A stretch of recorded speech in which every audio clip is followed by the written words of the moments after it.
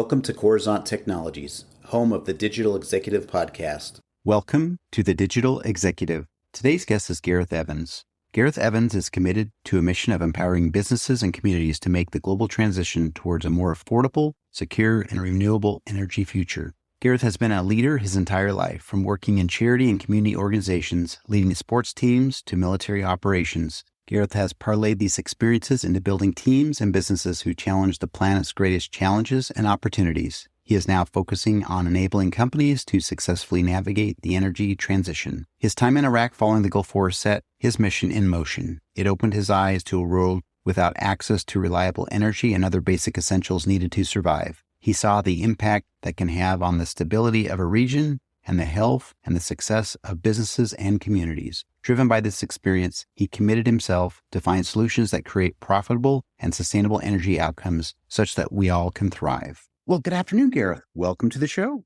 Great to be here. Thanks for having me, Brian. You bet. I appreciate you making the time. And we were just talking before we hit the record button, and you're just a Globetrotter. Where you're born, where you lived, who you're married to. And today in the United States, you're basically based out of San Diego, but traveling today to Texas. And love that, because we talk about that a little bit on the podcast. We've been to 50 countries now doing this podcast. So we'd like to understand where people are coming and going. And so that's just totally cool. Gareth, we're going to jump right into the questions here. Let's talk about your career in environmental science. You were a scientist, a business developer, a senior executive. Now you're the CEO of VECKTA. Could you share with our audience the secret to your career growth and what inspires you? Yeah, it's definitely been a really wild ride. I think what has inspired me is taking on new challenges, always challenging the status quo, not accepting that just because that's the way it's always been done, we should do it that way. And so I think being willing to put my hand up, take on the opportunities that very few other people want to get after, being a bit maverick in nature and challenging that status quo, and then being able to be flexible to geographical changes, project changes, sector changes, and being willing to be adaptable as being key to the success. And actually being willing to actually voice differences of opinions, I think has supported me to build an incredible network, which has then opened up new opportunities. And yeah, I've lived and worked in Canada, the Middle East, Australia, and now the US. And I've been exposed to a lot of different roles and opportunities, which really then rounds out the skill set and gives you the confidence to go on and do new things. I love that. And you're absolutely right. That diverse skill set and the exposure that you had based on where you worked and the industry and the different roles certainly contributed to your success. And we'd love to hear that. Gareth, let's talk about your company a little bit. It's considered an on-site energy marketplace and software platform. It touts to be the most trusted partner for commercial and industrial businesses seeking to lower their energy costs and improve reliability. Can you delve into this a little bit? Yes, of course. Business leaders globally are facing three primary challenges right now. Their energy costs are skyrocketing, and that's not going to change. They're going to continue to rise as the grid from which we get our energy today ages and becomes harder to maintain and manage. That is also driving more outages to occur. Resilience issues are a concern for business leaders. They don't want the power to go off and their business to shut down. And lastly, there's huge pressures for businesses to reduce their emissions to meet sustainability and ESG requirements, whether it's from their board, their CEO, their customers, or their supply chain. And so there's a great way to manage all three of those pain points, and that's through what we call on-site energy solutions. So being able to generate and store energy right at your facility. And this can come in the form of solar panels, batteries, wind turbines, gas generators, fuel cells. It can even include electric vehicle charging stations.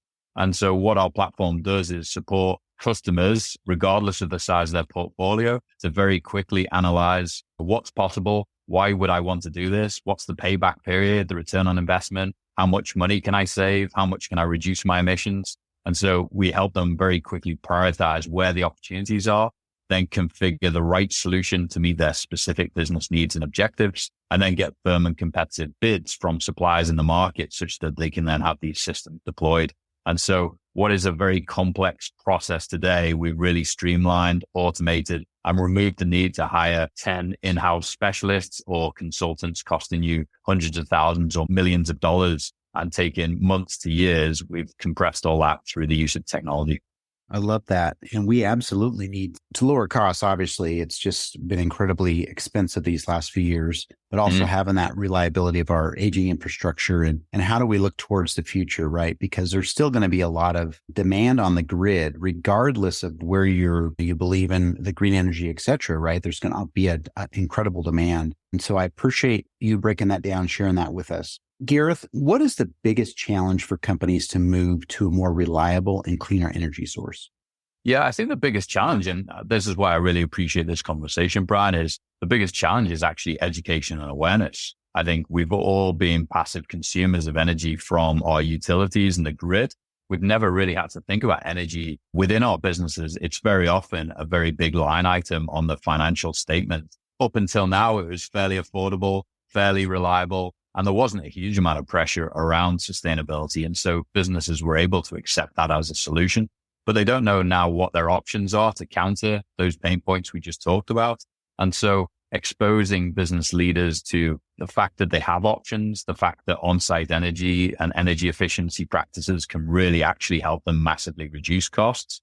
We do not believe sustainability should come at the cost of profitability. They should go hand in hand, absolutely. And so it's providing business leaders, one, with the education, two, with the data, the insights, and the intelligence to act with confidence and remove the uncertainty and the complexity out of the process. That's really key to it, is giving people the confidence to act and knowing that they have the options to act.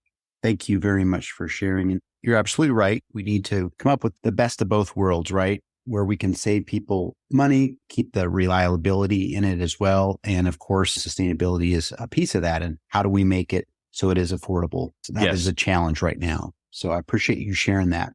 Gareth, we are a technology podcast platform. I'm a techie for years, and we do ask every guest, regardless of your background, if you're obviously leveraging some of that new and emerging tech in your business. Is there anything you might be able to share with us today?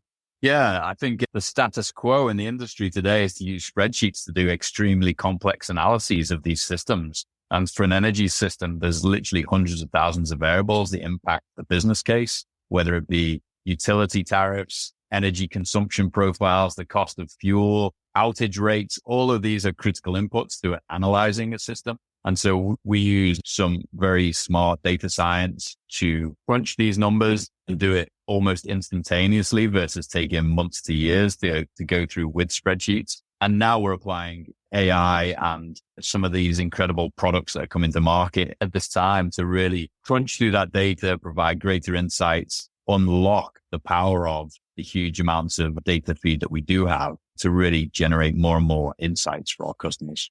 Believe it or not, I've talked to people who recently still do some pretty incredible pivot tables in Excel, but that's just not going to work anymore. And so we do focus on analytics. And now with the proliferation of obviously AI, we're looking at predictive modeling and some of that different type of predictive analytics for helping businesses move forward. So I appreciate the share on that. Absolutely. And Gareth, it was such a pleasure having you on today. And I look forward to speaking with you real soon. That's been a pleasure. Thanks. Bye for now.